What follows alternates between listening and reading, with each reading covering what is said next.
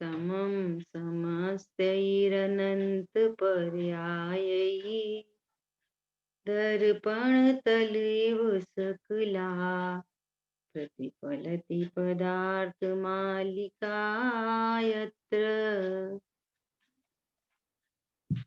पुरुषार्थ सिद्धि उपाय ग्रंथ और चौथे शिक्षा व्रत पर अपनी चर्चा चल रही है। इसमें दातार के 7 गुण कौन से होते हैं इसकी यहाँ चर्चा थी।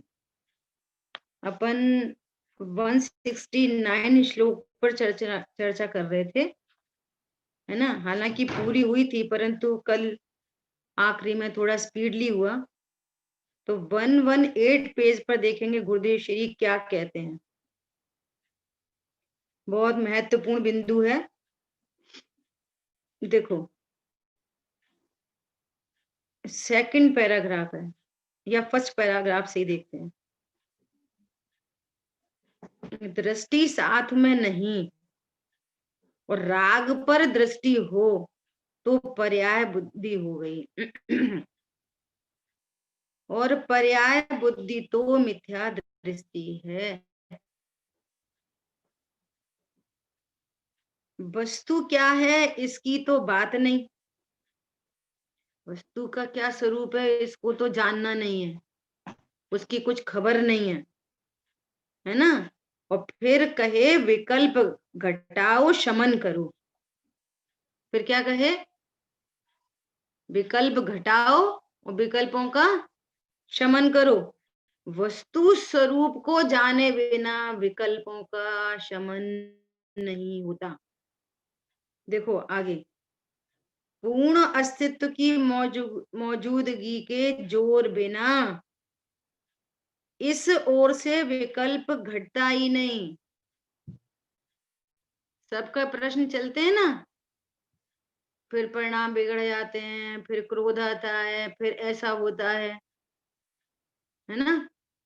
विकल्पों का अभाव होना चाहिए, इतने दिन से पढ़ रहे, इतने दिन से सुन रहे, विकल्प का तो नाश नहीं होता, विकल्प तो फिर भी उत्पन्न होते हैं, सबके प्रश्न आते हैं। यहाँ पर क्या कह रहे हैं, पूर्ण अस्तित्व की मौजूदगी के जोर बिना मैं परिपूर्ण हूं, मेरा अस्तित्व परिपूर्ण है, द्रव्य से पूरा, क्षेत्र से पूरा, काल से पूरा, भाव से पूरा, किंचित नाही अधूरा। अधूरा ही नहीं हूं तो किससे पूरा करूंगा, बोलो।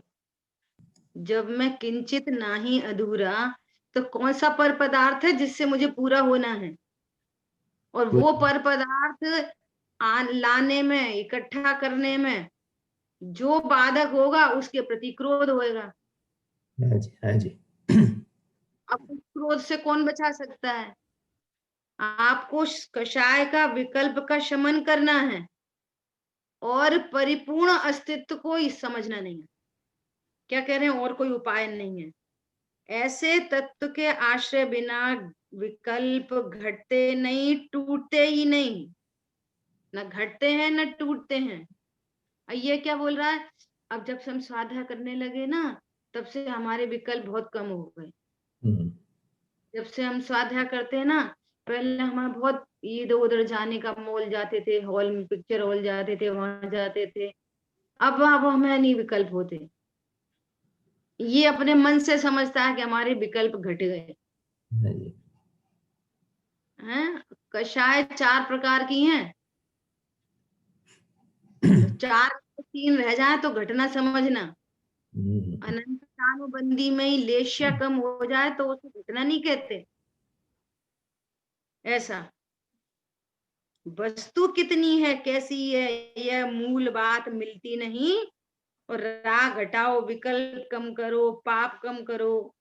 देखो, चरणान योग का ग्रंथ है, विषय क्या चल रहा है, अतिथि संविभाग व्रत। और उस अतिथि संविभाग व्रत में भी बात चल रही है नवदा भक्ति, और नवदा भक्ति के बाद चल रही है वो दातार 7 गुणों से संयुक्त होता है और गुरुदेव श्री फिर वहां पे वस्तु स्वरूप लाके खड़ा कर, क्योंकि इसको जाने तो अपने आप अतिथि संविभाग हो, वस्तु स्वरूप जाने नहीं तो कषाय घटती नहीं। ये कहता है कि हम भी अतिथि संविभाग करते हैं, हमारी तो कषाय घट गई है। तो जो यहाँ 7 गुणों से संयुक्त कहा है ना, तो ऐसे परिणाम, इस जाति के परिणाम मिलना मुश्किल है। ये कर्ता बुद्धि रखता है, मैं दान करता हूँ, पुद्गल का परिणमन मेरा परिणमन है, मैं पुद्गल का परिणमन करा सकता हूँ, ऐसा क्या बोल रहे हैं, मूल बात मिलती नहीं।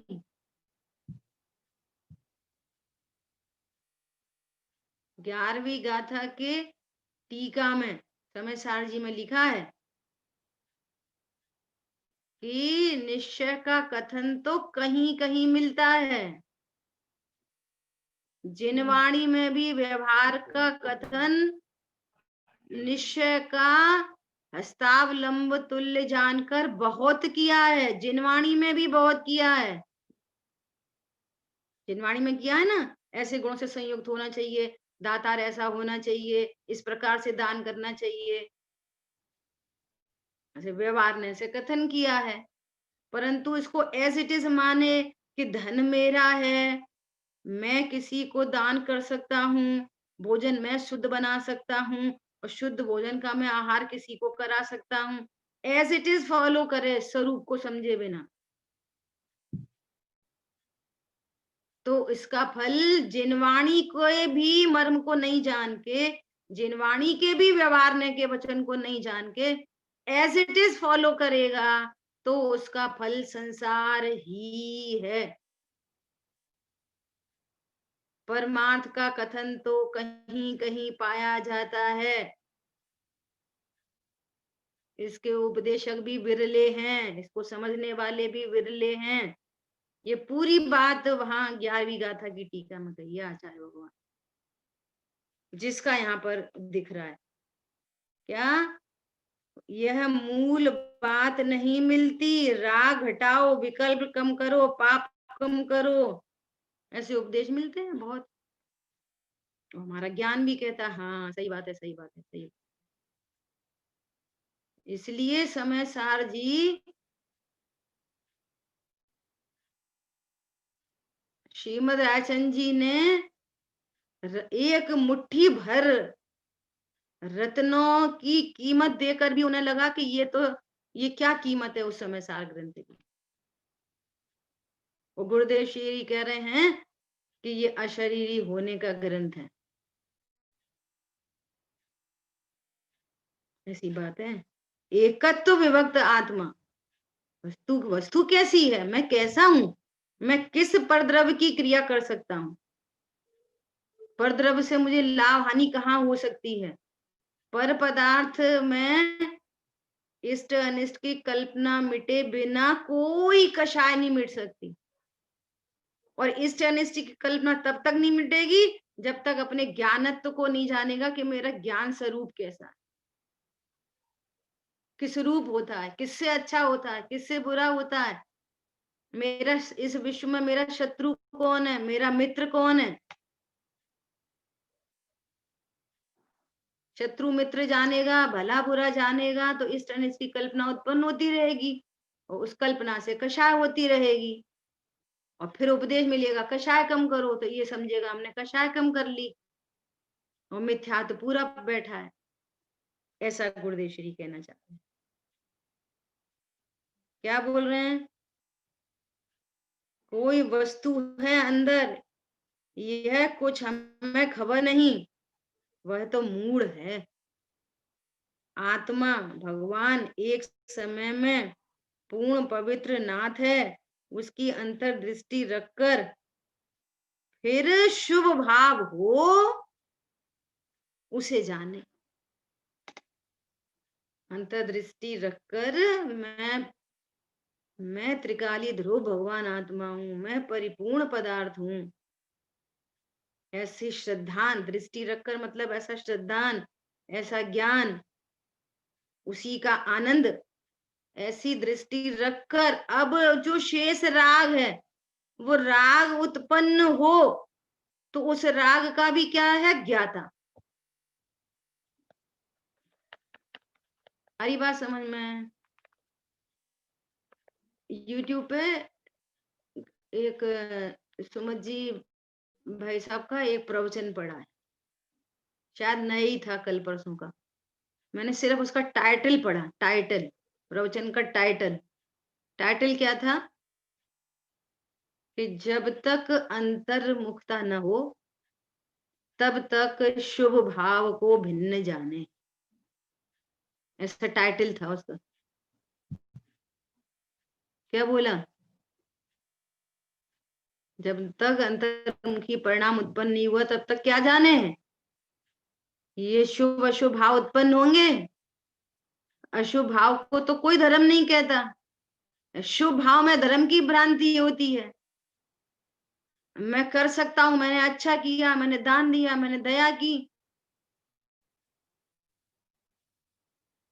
तो क्या बोल रहे हैं, क्या करे, शुभ भाव को भिन्न जाने, तत्व ज्ञान कंटिन्यू रहे।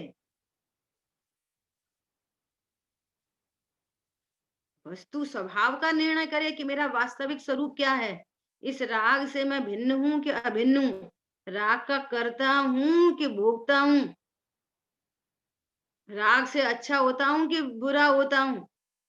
जो कल गुरुदेव श्री कह रहे थे कि राग को आदरणीय न जाने, ऐसा आ गई बात हुई। यह दृष्टि ही जहां नहीं और अकेला शुभ भाव का आदर करे तो वह संसार संसार संसार है। आई बात ख्याल में? आवाज आ रही है सभी को?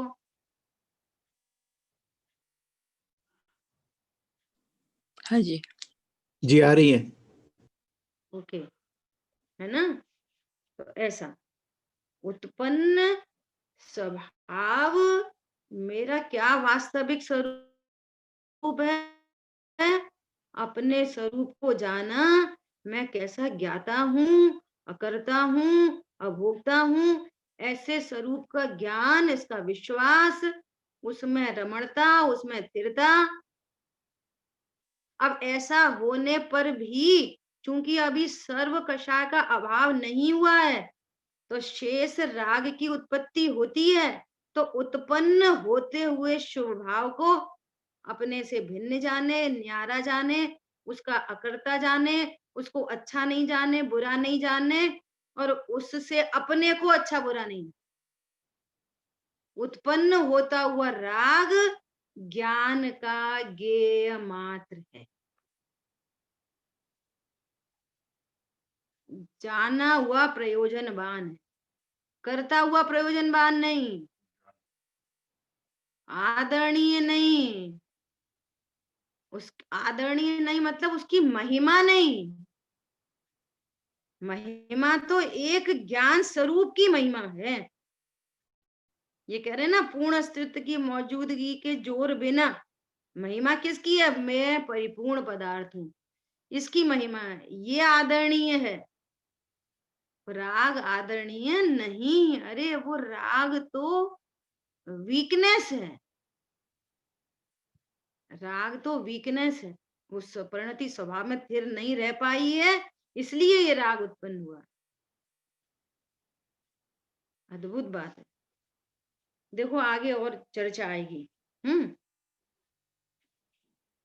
अभी यहाँ पर एक ये भी कोड किया है कि यह आगे कहा है, अभिमान न करना, अर्थात हम बड़े दातार हैं,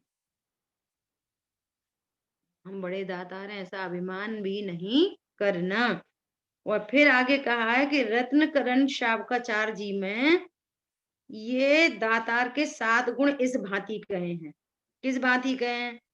भक्ति धर्म में तत्पर रहकर, है ना, तत्पर रहना, पात्रों के गुणों के सेवन में लीन रहकर पात्र को अंगीकार करे, धर्म में तत्पर रहे, प्रमाद रहित हो, ज्ञान सहित हो, शांत परिणामी हो, है ना, तुष्टि, देने में अति आसक्त, पात्र लाभ को धन का लाभ माने, है ना, ऐसा उनमें प्रमोद भाव हो, उसे श्रद्धा हो, उसे विश्वास हो कि ये मुनि है, ये पात्र हैं, है ना। चौथा कह रहे हैं विज्ञान चाहिए, मूड नहीं होना चाहिए। विज्ञान मतलब भेद विज्ञानी होना चाहिए, विशेष ज्ञान वाला होना चाहिए। और विशेष ज्ञान क्या है? सम्यक ज्ञान विज्ञान है। दीदी पेज 119 पर है। हाँ 119 है ना। अलोलुपता होना चाहिए, लोलुपी नहीं होना चाहिए, लालची। सात्विक, स्वयं कोमल स्वभाव वाला हो और क्षमावान हो। इस प्रकार से ये शावकाचार्य जी में इस तरह के 7 दातार के 7 गुणों की यहाँ पर चर्चा आई है। आज अपन 170 श्लोक की चर्चा करते हैं। जो वस्तुएं मद राग द्वेष दुख असंयम भयादि को नहीं करें, वे देय करती सुतप स्वाध्याय वृद्धि। अन्वयार्थ। अब ये इसकी उत्थानी का क्या है? किन वस्तुओं का दान करना चाहिए यह अब बताते हैं। तो कैसे लिंक बनी चली आ रही है, किसकी चर्चा चल रही है? चौथा अतिथि संविभाग व्रत, इसकी चर्चा चल रही है। उसके अंतर्गत ये सारी बातें आ रही है, अतिथि संविभाग व्रत, है ना। और उसमें फिर क्या कहा कि नवदा भक्ति पूर्वक दान देना। तो वो नवदा भक्ति क्या है, उसकी चर्चा आ गई। ये उच्च स्थान पर बिठाना, उनका पड़गाहन करना, उनकी पूजा स्थिति करना, मन शुद्धि, शुद्धि, काय शुद्धि कहना, आहार की शुद्धि रखना, ये सब नवदा भक्ति में बात आई, है ना। कह रहे हैं कि वो दातार है, वो 7 गुणों से संयुक्त होना चाहिए। अब वो 7 गुणों की चर्चा आई कि उसके कैसे 7 गुण होना चाहिए।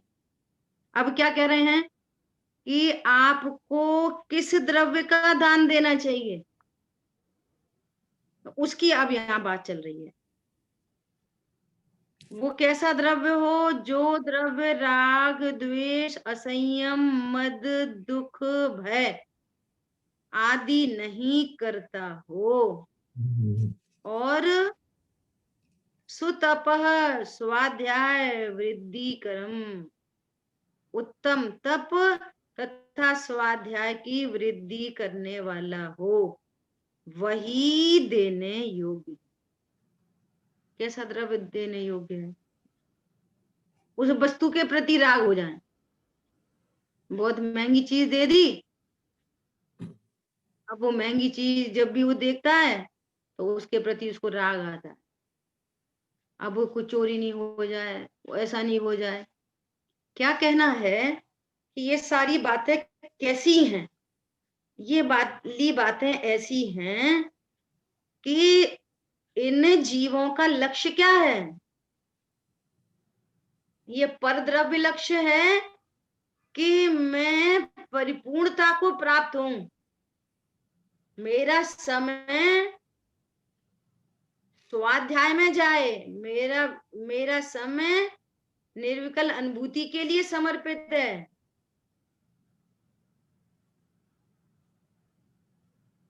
कल बच्चों से बात हुई तो बोला भाई पेन लाओ, डायरी पे लिखो, सबसे पहले अपना लक्ष्य लिखो। लक्ष्य से विहीन जीवन कुछ काम का नहीं है। हम तो मुमुक्षु स्वाध्याय करते हैं, हम तो व्रत करते हैं, हम तो दान देते हैं। भैया ये बोलो तुम्हारा लाइफ का लक्ष्य क्या है? तो तुम्हारी लाइफ क्या है? तुम कौन से तत्व हो? तो पहले बोल्ड लेटर्स में लक्ष्य लिखो। हमारा एक ही लक्ष्य है। कारण से बोले तो तत्व ज्ञान, आत्मानुभूति। क्या लक्ष्य है हमारा? ज्ञान, तत्व ज्ञान, आत्मानुभूति, ये दिस इज द ओनली लक्ष्य। Goal, this is the only goal. संगी पंचेंद्रीपना मिल गया, देव शागरु मिल गए, समझने की बुद्धि मिल गई, बाहर में हर प्रकार की अनुकूलता मिल गई। अब क्या लक्ष्य है? तत्व सिद्धांत, आत्मानुभूति हो जाए। ज्ञान, आत्मानुभूति। इसके फल में क्या होगा? Result, what is the result? Result है आनंद। सर्व कषायों का अभाव। रिजल्ट क्या है? सर्व कषायों का अभाव, शांति की प्राप्ति, क्लेश का अभाव, क्लेश का नाश, कर्म बंधन का नाश, ये उसका फल है। वो कुछ करना नहीं है हमें, वो सब फल में होता है। आनंद की प्राप्ति होती। आनंद की प्राप्ति। पॉइंट समझ में आया? ये लक्ष्य है हमारा। दीदी, जो दान देने की चीज अब है, आप विचार करो कि अब जो कुछ भी जो दान की बात बताया ना आपने कि वो सब राग, द्वेष, असंयम, ये सब तो इसमें कोई ना कोई तो आ ही जाता है। राग आएगा तो क्या समझ में नहीं आई आपको? कोई भी दान की चीजें देंगे ये तो उसमें ये सब चीजें एक ना एक तो आता ही है। उसमें भोजन दिया तो राग आ गया, कपड़े दिए तो भी राग आ गया, कोई नहीं नहीं रस्ता नहीं नहीं, दिया, वो द्वेष आ दूसरा गया। दूसरा एंगल है। क्या है? वो उसी की बात कर रहे हैं। क्या एंगल है यहाँ पे? ये कह रहे हैं कि आपको कैसा द्रव्य देना चाहिए जिससे वो, जिसको हमने वो दान दिया है, उसको राग द्वेष असंयम में निमित्त नहीं बने। हमने भोजन की दिया उसको, हाँ जी। है ना, तो वो उनको राग में निमित्त कैसे बनेगा? उनको द्वेष में निमित्त कैसे बनेगा? उसको राग आएगा ना, कि भोजन अच्छा है तो राग आएगा, खराब दिया तो द्वेष आएगा उसको। बात किनकी चल रही है? उन ज्ञानी धर्मात्मा जीवों को। राग द्वेष तो अज्ञानी को आता। अरे हाँ, उनके घर भोजन करने गए थे, बहुत डिलीशियस बनाया था, हाँ जी। हमने तो पहली बार वो डेजर्ट खाया। हाँ जी। हमने तो भी उनसे रेसिपी सीखेंगे। ये काम तो अज्ञानी करते हैं, इसलिए अपन ने लक्ष्य की बात की अच्छा, ठीक है। कि आपको उनको दान किस वस्तु का दें।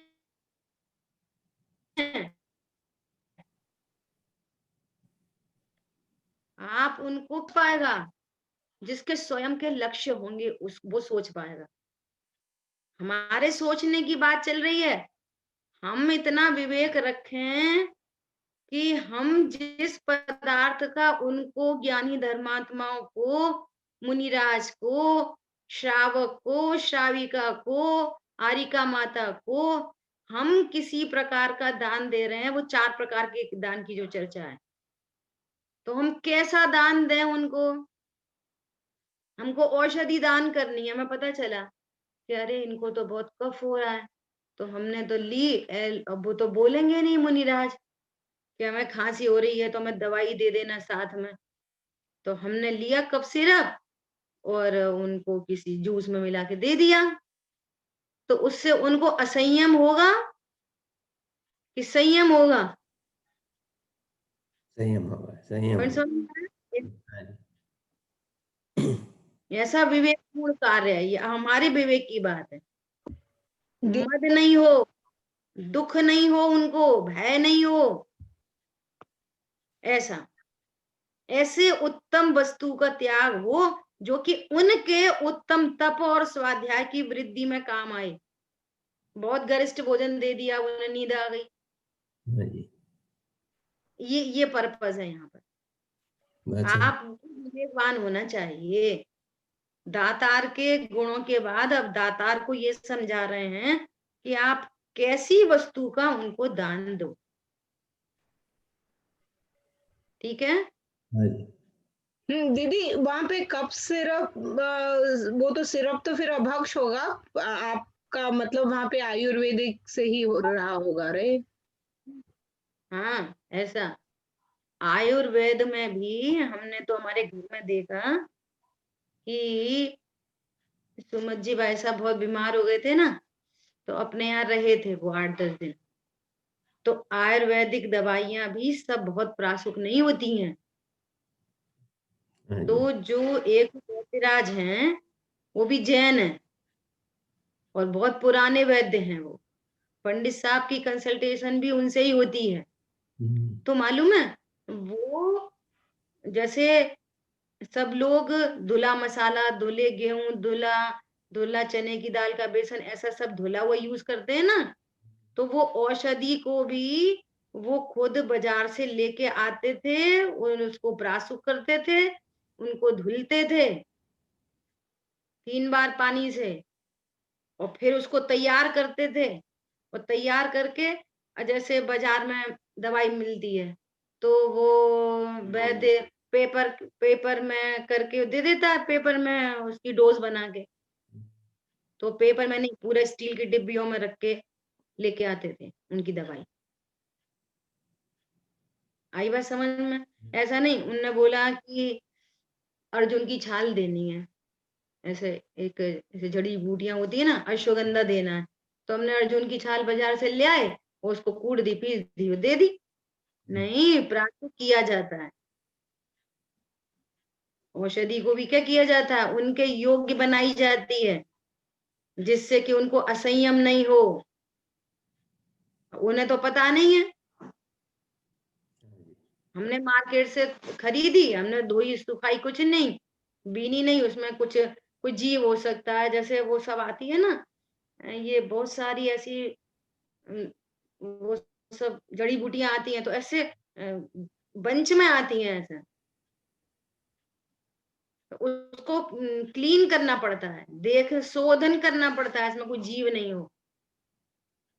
मुनिराज के लिए जो औषधि तैयार की जाती है ऐसे थोड़ी तैयार की जाती है कि कोई भी कहीं से लाके कैसे भी कूट के पीस के पकड़ा दो। ये बात चल रही है यहाँ पर। आयुर्वेद में भी ऐसी बहुत सारी मेडिसिन होती हैं। कैल्शियम के लिए भी वो लोग है ना, जो पर्ल होता है ना, पर्ल, हाँ जी, इसका चूरा, शीप बोलते हैं जिसको, ठीक। वहां वहां से निकाला हुआ पर्ल होता है, उसकी मेडिसिन बनती है। और कैल्शियम। कितनी मेडिसिन में वो डली रहती है। ऑयस्टर की शेल कैल बॉडी होता है, आती शेल है, कैल। चलो। ऑयस्टर की बॉडी होती हाँ, हम्म, ऐसे बहुत सारी चीजें होती हैं आयुर्वेद में भी। जनरल पब्लिक को पता नहीं है, अपन इतना ध्यान रखते हैं ना, तो जैसे कई बार ऐसा जरूरत पड़ी उनसे बात करने की, तो वो फिर पूछते हैं कि तुम्हारा कैसा क्या है, तो फिर वो वाली दवाइयां हमें नहीं देते, वो उसका कोई सब्स्टिट्यूट बताएंगे, ऐसा हम्म, ऐसी बात है। तो वो यहाँ पर वो ये चर्चा चल रही है कि आप किस प्रकार का वो ज्ञानी धर्मात्मा है जिनको आप दान देने जा रहे हो। स्वयं पंचम गुण स्थानवर्ती की बात चल रही है, पंचम गुण स्थानवर्ती दातार है, तो वो खुद विवेकी है, वो खुद इस तरह की चीजों का इस्तेमाल नहीं करते। और फिर वो जिनको आहार दे रहे हैं, वो मुनिराज हो या श्रावक हो, तो उनको कैसा दान देते हैं। फिर वही वाली बात आ गई कि उनका नाम लेकर हमको समझाया जा रहा है, ऐसा मान के चलो। आई बात समझ में?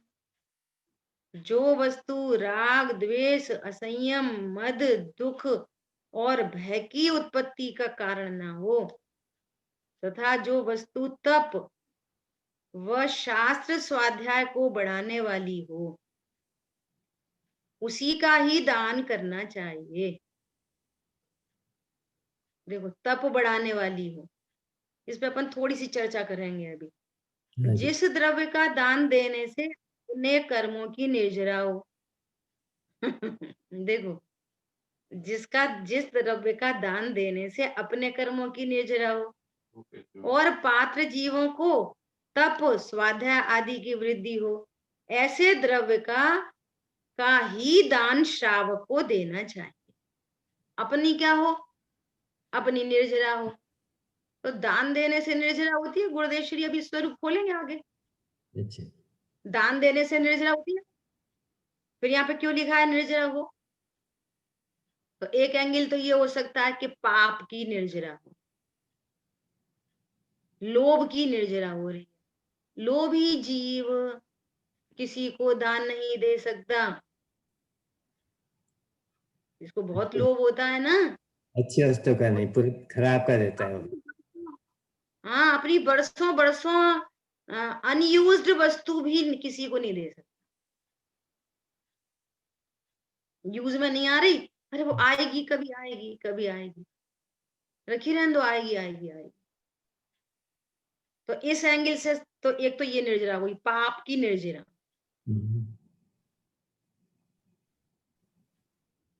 जो वास्तविक निर्जरा है, अविपाक निर्जरा, ये तो स्वरूप की सच्ची समझ से होती है। तो ये किस नए का कथन है वो समझ जाना चाहिए, है ना। ऐसा नहीं मान लेना, यही वाली बात चल रही है कि जगह जगह पर व्यवहार के कथन है, जिनवाणी में भी, और आप उसको एज इट इज फॉलो करोगे तो मिथ्यात्व होगा।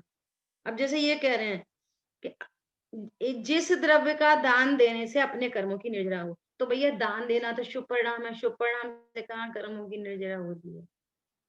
और जिस वस्तु का दान दे रहे हैं वो वस्तु हमारी नहीं है, तो वस्तु मात्र का ध्यान दान देने से तो निर्जरा नहीं होती, क्योंकि वो तो पर वस्तु है, वो तो हमारी ही नहीं है। जो उसको अपनी जाने वो मिथ्या दृष्टि है। पॉइंट समझ में आ रहा है? तो फिर यहाँ निर्जरा क्यों लिखा है? तो एक एंगल तो ये बना पाप की निर्जरा होती है, दूसरा ये एंगल बना कि उपचार से निर्जरा का। क्यों कहा उपचार से निर्जरा? कि उसके साथ में जिसके जिसके इस दान के परिणाम के साथ में वीतरागता हो, तो उसको इस परिणाम को भी निर्जरा कहने में आती है। कौन सी निर्जरा है ये? सविपाक निर्जरा कह दो।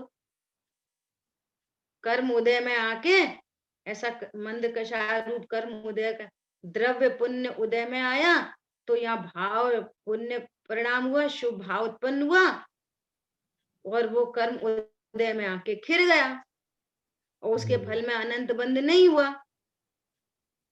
तो ये कौन सी निर्जरा है? सविपाक निर्जरा। ऐसा समझो बराबर से। उसके साथ जो लिखा है ना, उसके साथ अपनी बुद्धि को बिठाओ, जिसका नाम है परीक्षा करना। क्लियर हो गई दोनों बातें? एक तो हाँ जी, पाप की निर्जरा, और नंबर दूसरी क्या बोली थी? अविपाक, सविपाक निर्जरा। सही बात।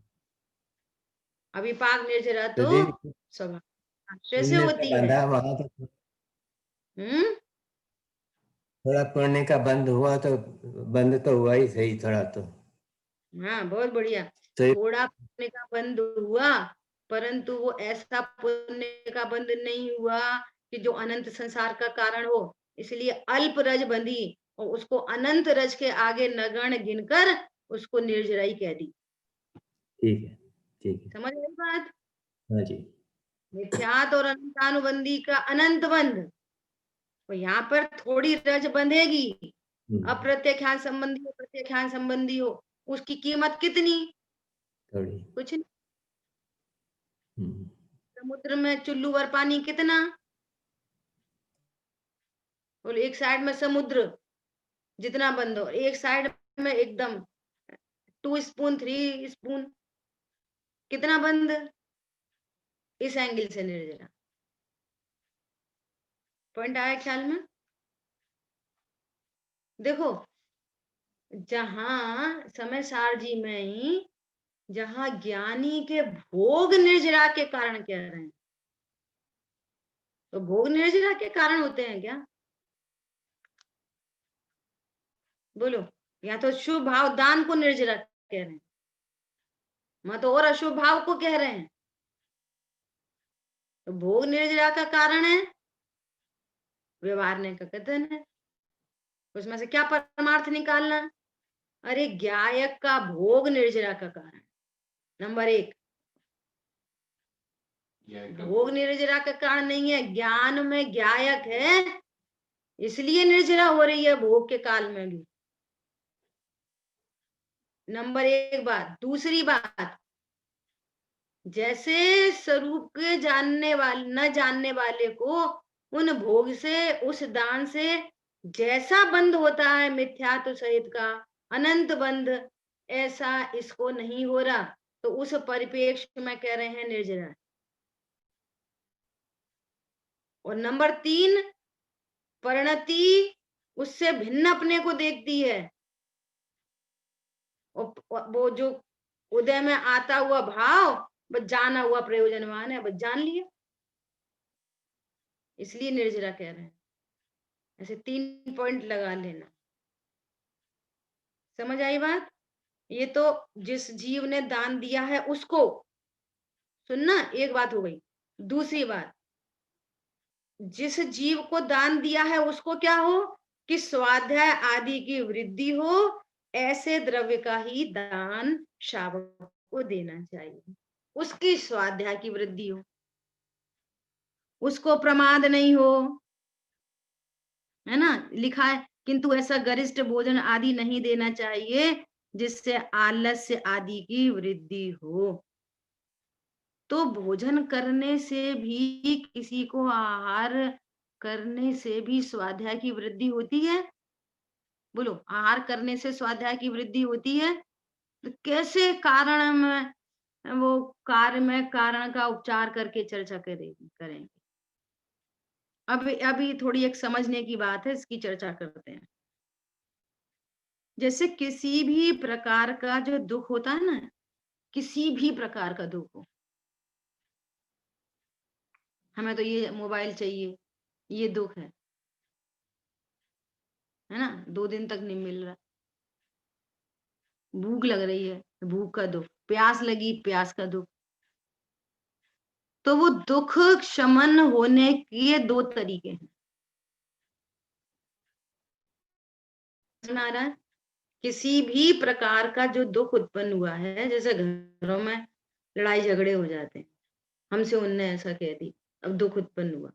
अब वो दुख कैसे दूर हो? जब तक हम उससे कुछ पलट के जवाब नहीं दे दें, या जब तक कोई मिसअंडरस्टैंडिंग हुई है वो बात क्लियर नहीं हो जाए, तब तक वो दुख बना रहता है। समझ में आ रही है? सब प्रकार के दुख समझना है, ये परमार्थ बात है। तो वो दुख 2 प्रकार से उस दुख का शमन होता है। कैसे? नंबर 1 बात तो उस विकल्प की पूर्ति हो जाए। क्या हो जाए? विकल्प की पूर्ति हो जाए। और नंबर 2, उस विकल्प का अभाव ही हो जाए, उत्पन्न ही नहीं हो विकल्प। तो ये 2 तरीके हैं दुख दूर होने के। पॉइंट समझ में आ रहा है? बोलो, क्या 2 तरीके बोले? कौन बताएगा? बोलिए। उस विकल्प की पूर्ति हो जाए और वो विकल्प का अभाव ही हो जाए, ये दोनों तरीके बनाए। हाँ, बहुत बढ़िया। ये 2 तरीके हैं, है ना। यहाँ अपन को घटित किस में करना है? ये स्वाध्याय आदि की वृद्धि में घटित करना है। अब एक एग्जाम्पल ले रहे, जैसे एक बच्चा बोल रहा है, मुझे उस पेपर तो है 4 दिन बाद, मेरे को तो पहले मोबाइल चाहिए, पहले मोबाइल चाहिए, पहले मोबाइल चाहिए। अब इस विकल्प के साथ में वो पढ़ नहीं पा रहा, क्योंकि उसको क्या है, क्या जिद है उसको? मुझे पहले मोबाइल दिलाओ, है ना। तो अब मम्मी ने, पापा ने मोबाइल दिला दिया, अब उसका वो विकल्प शांत हो गया, वस्तु सामने आ गई, अब उसको क्या हो गया? वो विकल्प शांत हो गया। अब वो विकल्प शांत हुआ तो अब वो पूरी एनर्जी कहाँ लगाएगा? पढ़ाई में लगा देगा पूरी एनर्जी। पेरेंट्स भी बोलेंगे, देखो मोबाइल दिला दिया ना, अब चलो पढ़ो बैठ के। पॉइंट समझ में आ रहा है? तो वो विकल्प जो शांत हुआ ना, तो वो बहुत चार्जेबल हो गया, मतलब चार्ज हो गया, बहुत चार्ज हो गया, और उसने पूरी हैप्पीनेस और पढ़ना तो था ही, दोनों मिलकर उसकी पढ़ाई बढ़िया होगी। अपने को हल्का महसूस कर रहा है, ये भाव भाषण करना है इस बात का, इसलिए ये दृष्टांत दिया। यहाँ पर क्या होएगा कि अब मुनिराज को वो क्षुधा का विकल्प उत्पन्न हुआ। अब वो विकल्प बार बार सता रहा है, वो विकल्प बार बार। तो अब क्या करो, या तो अनाहारी स्वरूप के आश्रय से वो विकल्प का अभाव ही हो जाए, तो मुनिराज उठेंगे ही नहीं, और वो नहीं हो पा रहा है और फिर से क्षुधा का विकल्प है, तो क्या करेंगे, आहारचर्या के लिए जाएंगे।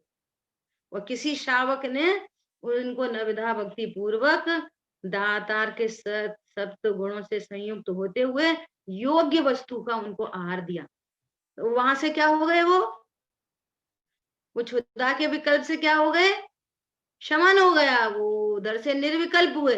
अब जो समय शक्ति है वो किसमें लगी, विकल्प ही नहीं बच रहा कोई फालतू का। अब वो स्वाध्याय की वृद्धि, और स्वाध्याय की वृद्धि होते होते वो स्वभाव की सन्मुखता। तो अब क्या उपचार आ गया कि आहार से तप बढ़ गया, ऐसा उस आहार पर उपचार चला गया। तप की वृद्धि किससे हुई, स्वाध्याय से, और स्वरूप में प्रतपन से। स्वाध्याय की तप की वृद्धि कैसे हो रही है, भोजन से हो रही है कि स्वभाव की सन्मुखता से हो रही है, बोलिए। स्वरूप की सन्मुखता से हो रही है। तो उस आहार पे क्या चला गया, उपचार चला गया उस आहार पे।